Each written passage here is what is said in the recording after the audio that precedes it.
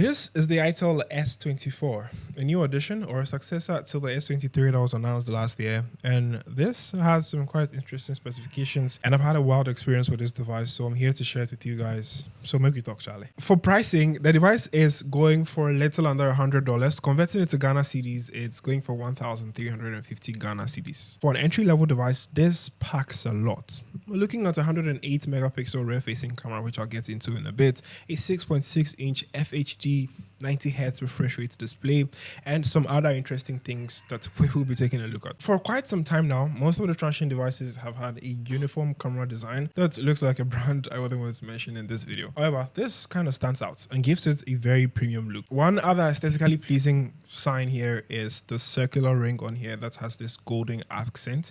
Makes the camera design appealing in general and gives it a premium look. The variant I have here is the starry black color, and depending on the angle at which light bounces on it, it gives it this starry reflection that makes it look very beautiful. Adds the premium touch of this device. On the sides of the device, which is the right side, we have a fingerprint scanner that doubles as the power button, and this is one of the swiftest fingerprint scanners in the line of entry-level devices. I don't know how Itel did this, but this fingerprint is very efficient, swift, and does the job really, really fast. The volume rocker buttons are on the same side as the power button, which doubles as the fingerprint scanner. There is a USB Type-C charging port here, and it looks that now Itel have fully migrated from the micro USB section.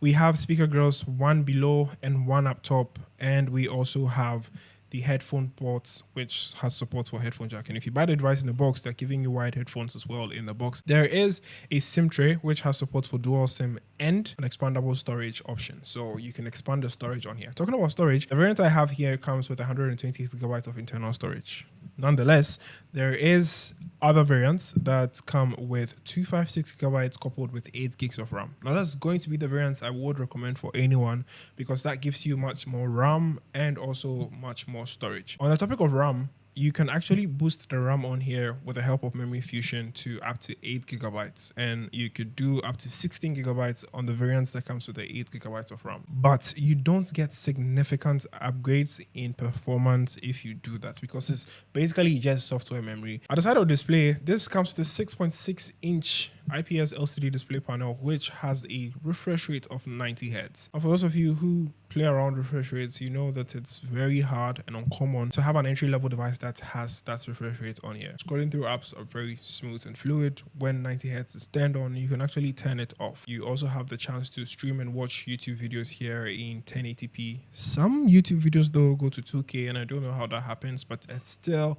downscales it due to the display to 1080p, and watching and consuming content is okay.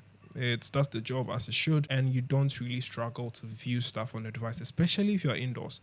However, if you're outdoors, you're going to notice that the display is something you're going to struggle with a bit because it has lower nits of brightness. It's nothing too extreme to help you avoid the harsh conditions of the sun. This device comes with Itel's version 13.5 OS, which is based on Android 13. Now this gives you the Android experience, but from an Itel's perspective, and let's be honest, the Itel theme on here is not something I mostly enjoy. It comes packed with bloatware and feels too clumsy. The variant I have here runs on a MediaTek Helio G91 processor, which isn't a performance-heavy processor. So if you're looking at playing heavy games on here, I'm sorry to bust the bubble, you might regret doing that. However, you can play games that are low-end and don't require too much power performance or power-hungry mechanisms using the RAM and the processor to its full limit. When it comes to the cameras, they did a surprising job. Honestly, it's a mid-range device and I wasn't expecting much, but it kind of blew my mind in a way. It's a 108 megapixel rear-facing camera, and with this kind of cameras you can take great pictures in good lighting conditions.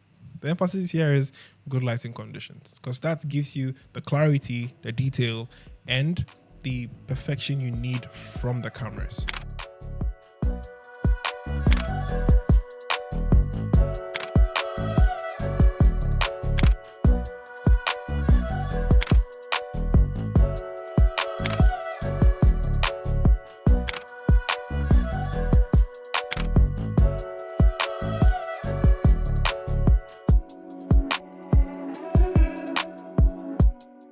There's a feature here that allows you to increase the bokeh strength when you're taking pictures in portrait mode. And I feel like Itel did a good job implementing that on such an entry-level device. I do love the cameras though.